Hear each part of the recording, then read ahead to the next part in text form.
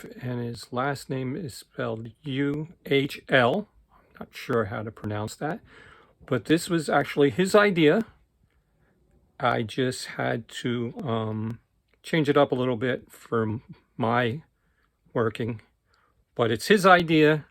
I used his plan and basically the same things he was using in order to get there, other than he used a Moon wireless, but I'm using a different one, but it was also one that was suggested by him. And let me show it to you. Okay, and I'll explain to you what it's all about. It's a in-ear wired monitor system that we actually turned into a wireless system for very little money compared to what it would normally cost you. Okay, so here's what we did.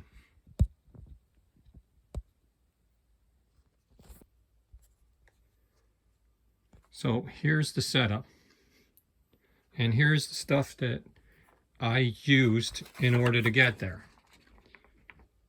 I have a Rolls PM50S, and that is the headphone amplifier. I purchased a Swift Blackwing WS50 wireless guitar system. I also purchased a adapter, which is male XLR to female stereo TRS. Also, I have a Behringer PM1. This is the one that's not the battery powered one.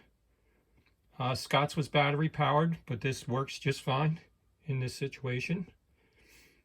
I also had to purchase a 25-foot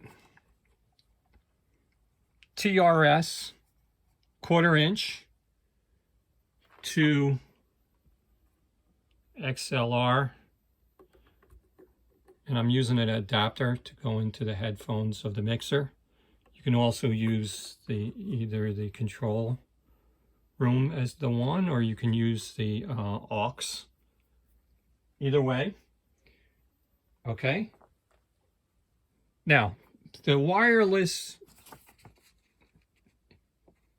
in-ear monitor system, say, Shure system, will cost you about $1,000, between $800 and $1,000 to get there. This setup to make myself wireless cost me a total of $233. That's a huge savings. If you want to go with the money wise, it's like I saved $767 exactly. Okay. Now, for my in-ears, I'm using, I guess it's called Behringer Plus Pro in-ears. It's the ones I'm using. I'm using the PM1 from Behringer. I'm using the Blackwing Swift audio receiver. I'm using the Rolls PM50SE. And this is the setup. It goes from my amplifier to the mic through. I'm sorry, to the mic input. Then the mic through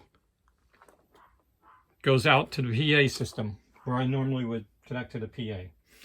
Now, the way that Scott did it was, instead of using this cable, he actually took the wireless and plugged the wireless, I believe it's the transmitter, let me look, hold on, the transmitter into the auxiliary of this mixer. His is a, he's got a rack mounted in-ear monitor system because he wanted to do it for his band members, just not himself, I'm assuming. I'm just doing this for myself. Okay? Then I have this is where mine is differed. I'm taking the headphone out and I'm going back into the monitor input of the rolls. The reason I did that is because I can adjust my bass level, which is sent through this part here. That adjusts the mic level, which is my bass guitar. This is the monitor level, and this adjusts everybody else's stuff, their vocals and the guitars. They're all adjusted. The volumes are adjusted here, so I control that. If you use the aux, the auxiliary, you can get your sound guy to adjust all the aux things for you, but you really don't have control of the volume yourself. This way I have control of the volume. That way if the guitar player decides he's going to take my head off with my in-ears, I can adjust to that. Okay, but not only do I have the ability to adjust it here, I have the ability to adjust it here. So that's how this works. So this is the receiver, goes into your wireless pack. And since I did it this way, it's in stereo. So it comes out in both ears. And this part is the thing that I did different. I plugged the transmitter into the headphone of the rolls. And that is where my system differs from what Scott did. But again, give Scott all the credit in the world. This was Scott's idea. He's the man who came up with this. He's the genius who came up with this idea. And all I did was run with it. And I appreciate the fact that he did this. I'm going to put a link to his channel because he's got a lot of amazing videos on his channel that tell you just how to do these things. He does all the work for you. All the legwork's done for you because he's the one who told me about this wireless system, which is wonderful. I used it on a show. It worked flawlessly. It was an outdoor show. I was able to walk 20-30 feet away from, you know, the stage and had no issues with the sound disappearing. Okay, so yeah, that's what I did in order to make my wired in-ear monitor system into a wireless one. All right, thanks for watching. Take care, people.